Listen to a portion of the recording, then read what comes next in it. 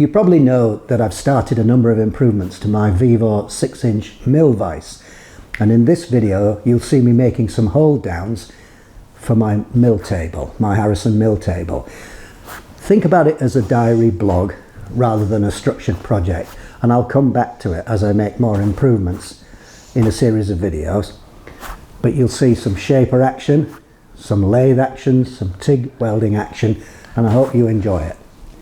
Now, completely separately, Grandad, just a moment, tagged on the end, let me say, I was very good last year and Father Christmas bought me some VR goggles. So, if you fancy flying around Tokyo in a helicopter in VR, stop on. You might find that interesting too.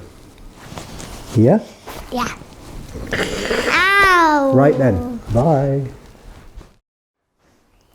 Some weeks ago, I talked about improvements I wanted to make to this Vevor 6-inch vise.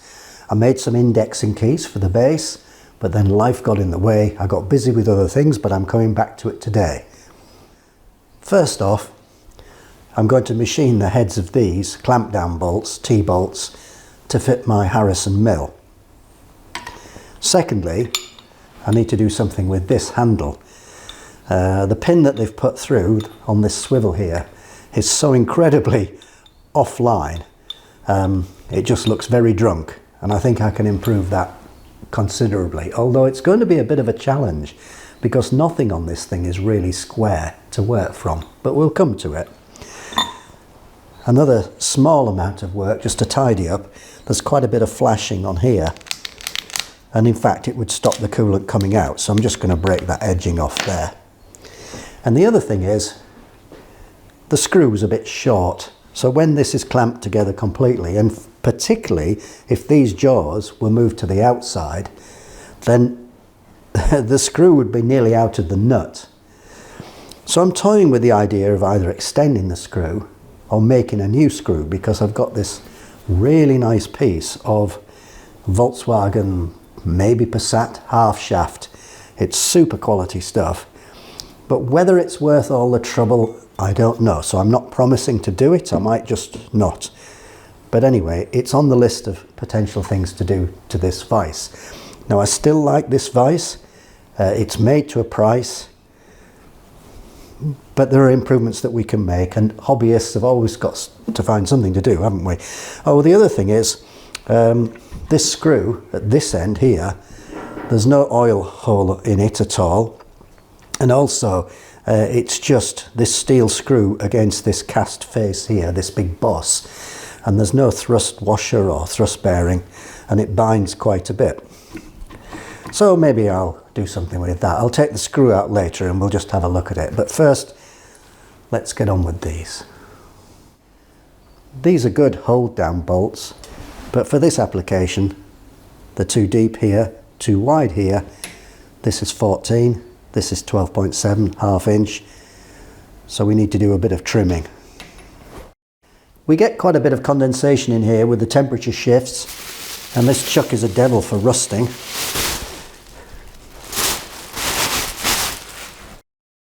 It's weeks since I used this lathe, so we'll just squirt a bit of oil into the headstock bearings. This pump takes oil from the gearbox drain plug and then pumps it up this pipe here, into the headstock and across to the bearings.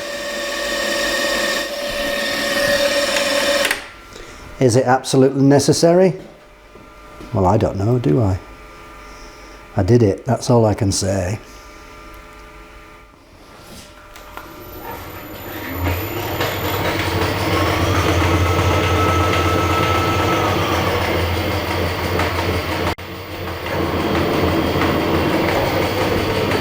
Oh, clutch is dragging quite a bit, look.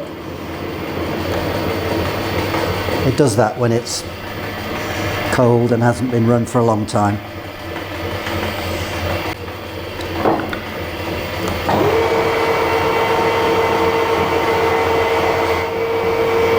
.480 RPM.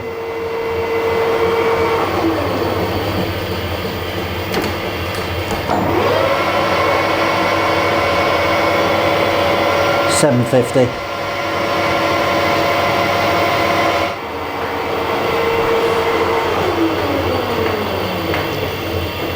It's cold, isn't it?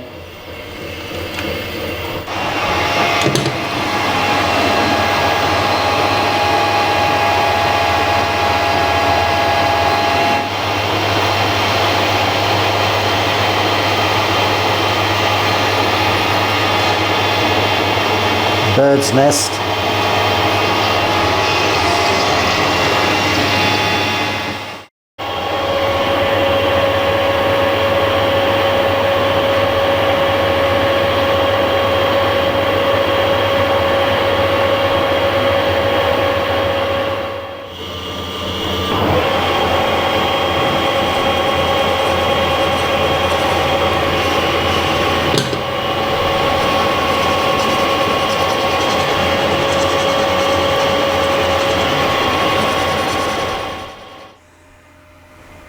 Now I need to just trim these edges here. There's about 2.6 millimeters to come off across the width. But can you see? I've discovered these are just squashed out. They're not machined. So it's about 5.9 millimeters from there to there, and about 5.1 millimeters from there to there. So how am I going to do this then? Try and get them equal. I'm going to do it on the shaper, but, well, we'll see how we get on. We're cutting across this way. It's the slower way, but hopefully this will stay in the vise. Everything's cold, including me. Well, it hasn't quite worked out equal. It's so difficult to get accurate measurements on this step here. So 5.1 at that side and 5.4 at that side. That's the side I cleaned up, look. 22.74 across, balancing it out, 0.7 off this side, 1 millimeter off this back side here. Because I think the depth width of my T-slot at the bottom is about 21. Just taking a last 0.1 off this on this side. You know, there are some jobs which the shaper is just good at. I suppose I could have done it on the mill if I'd put the vertical head on, clamped it on this thread. This seems a good a way as any. It's not that quick, obviously. Don't they say you can make anything on a shaper except money? I guess that means it just takes so long, doesn't it? One last operation to do. These are literally just stamped out, so they're not round. This is pure vanity work, but I think it'll just look nicer, that's all.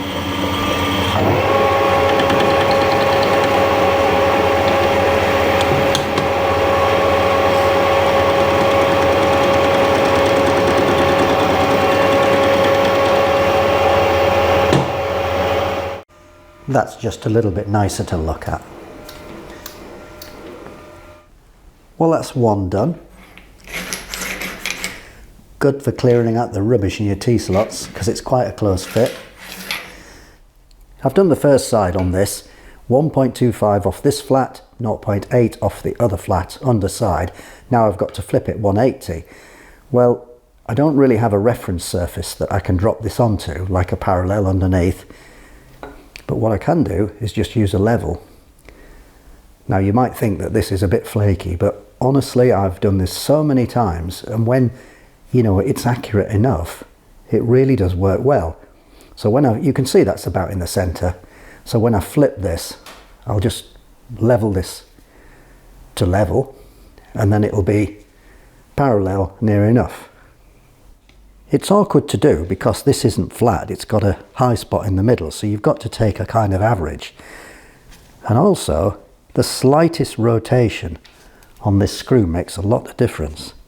So there's a fair bit of trial and error involved. But taking the average, that's near enough for this job. And of course, I set the other side parallel, horizontal, before I started the machining. Otherwise the whole process wouldn't work, would it? So 0.8 off this side, 0.2 mil cuts times 4.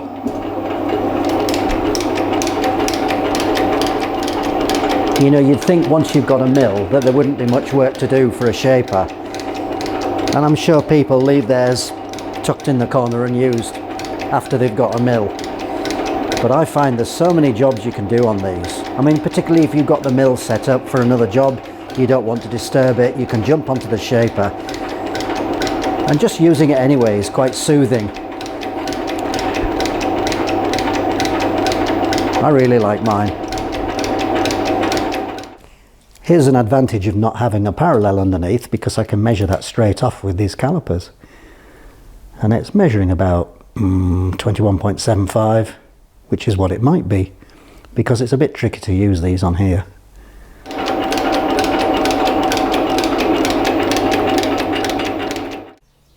We have 2 bits of black plate, about 5.5 thick, 28 wide, 50 long. This gap is 20. I want a bit of wiggle anyway on this, I don't want it too snug. What I plan to do is to part off a bit of this to make a sort of deep washer, but partly though as a locator. This is 19 diameter with a 13.7 hole in it, and that's how it came to me, because it was all in a big bundle of scrap that I bought off eBay. So we'll part some of this off to make those 2 washers, and we weld it to these. Probably drill the hole in these first and then clamp it shut through that hole in there, and then just put a couple of dobs of TIG on it to hold it together.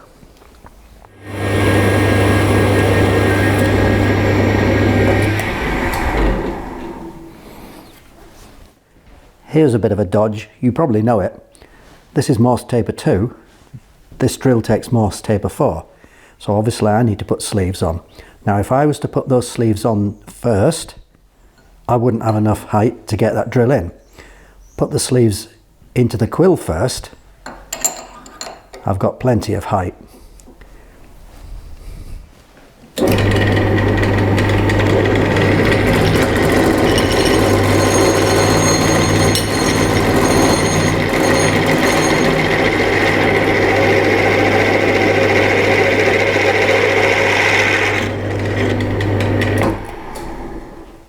Countersink this a bit.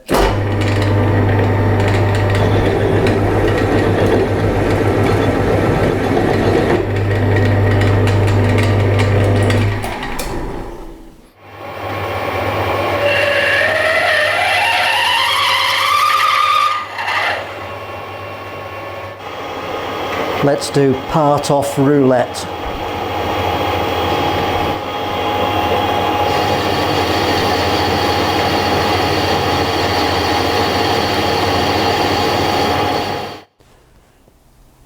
I made these spacing washers 4mm tall. I need to clean up these plates and then just tack them on with a couple of spots of TIG, perhaps 1 each side like that. What do you think to this clamp? That was sent to me by my friend at Machining and Microwaves. Brand new from the supplier. He ordered it and had it directed to me, but he also sent me these really nice counterbores. Same deal, brand new. So check out his channel. He's a very clever guy. I came to my welder and I couldn't get it to go, and I thought, oh no, what's wrong with it? But I've remembered it's one of those you have to plug in.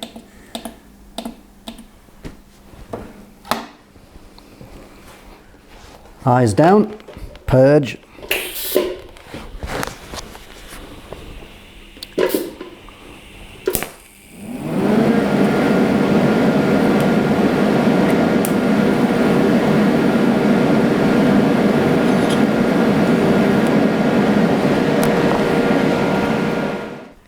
The washer lifted a bit on the first weld due to contraction, so there's a fraction of a gap at this side, but it won't matter because it's only a spacer after all.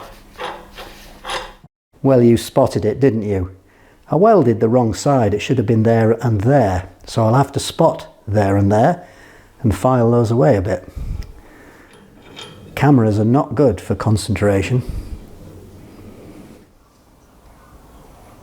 I think that's a bite-sized instalment on vise improvements. We'll come back to the others later. Welcome to Microsoft Flight Simulator 2020. We're in a Bell 407 helicopter at Tokyo Heliport. We're not in VR mode actually. We're looking at the computer screen. If I look up, you can see the environment, which is a sky, like a sky all around me with stars. Now I'm going to shift into VR mode and that'll take us into the cockpit. Oh, here we go. Right. Press the space bar. Now we're in VR mode. Now I'm going to move my head slowly because otherwise it'll make you dizzy. But if I look to my left, you can see I'm in the cabin. If I look up, it's a bit, what's the right word? It can make you feel a bit woozy if you're not used to it. And then I can look out of the window, look. And there's the skids on the ground. I don't see my own body, I don't see my own hands. Now for the controls, between the seats is a lever, and that's called the collective, which is just wiggling slightly there. And that puts the lift on the helicopter on all the blades. If I push my joystick, I'm just using a joystick here, left and right, that gives me direction. And if I twist the joystick, you'll see the pedals move, and that gives me torque control. Now I've got this flight model set to kind of medium difficulty. I can just about fly this in realistic difficulty, but you'd be sort of jilted all over the place because it's very tricky to control. Anyway, we're going to take off now. And I'm going to go to the left, turn left, and we'll go off towards Tokyo. Now I'm going to try and fly this really steadily because otherwise you'll feel a little bit, you know, poorly.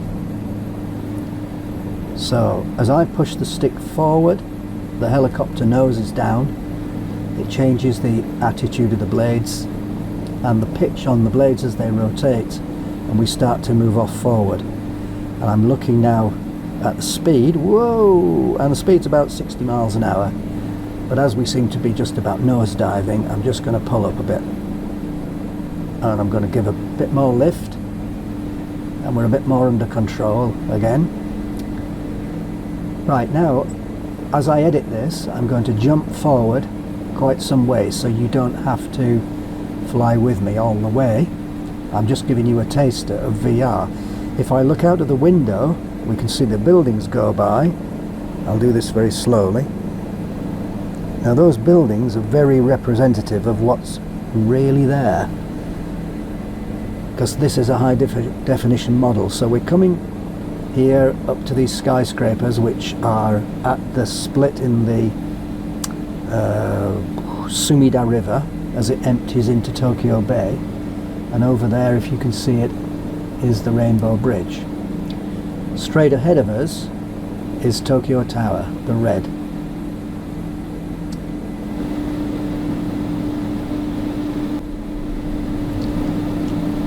Okay, below us there is Hamuriku Koen, if I remember correctly. Hamuriku Public Park. Used to be a duck hunting ground for Japanese royalty. And we're coming up on the tower now. It's a bit difficult to concentrate talking and flying and everything, but anyway, it's very impressive if I fly this at night. All this is lit up on this game. So there's Tokyo Tower, and then around here somewhere we're going off towards, oh yes, Azabu district. So this whole area is called Minatoku, which means port area. And that building there, which I'm just going to fly over if I don't hit it, is called the Mori Building. And if you remember Carlos Ghosn, who was running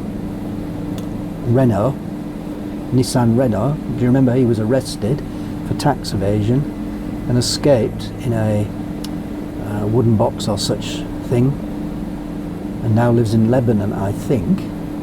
It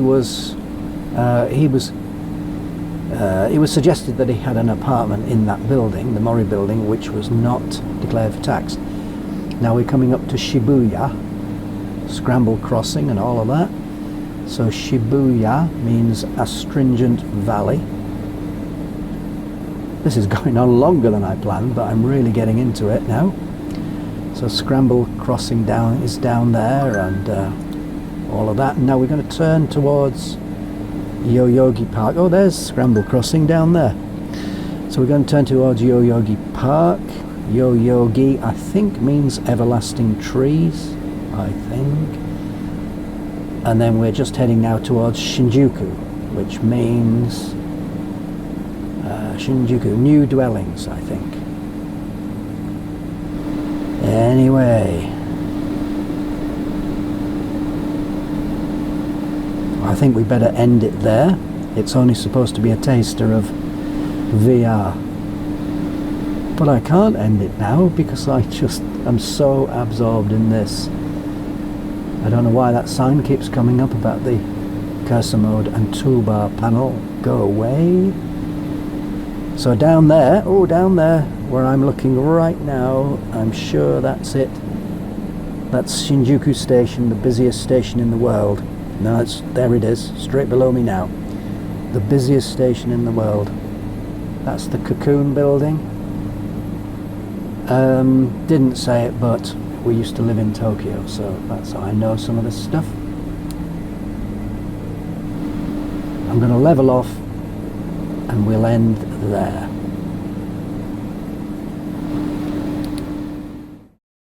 No, you can't see your arm. Oh my god, there's no bottom where I was looking down. The seat's literally empty, but I'm in it. I've got no legs! Alright, I'm over the sea, so I feel a bit safer now. Yeah. I really hope I don't crash into a building, because Victoria Peak is looking at me. Yes. Wait, no, that's not a building, is it? I see the moon! Well done. What do you think would happen if I flew up there? I don't think you'll get to the moon, that's the thing.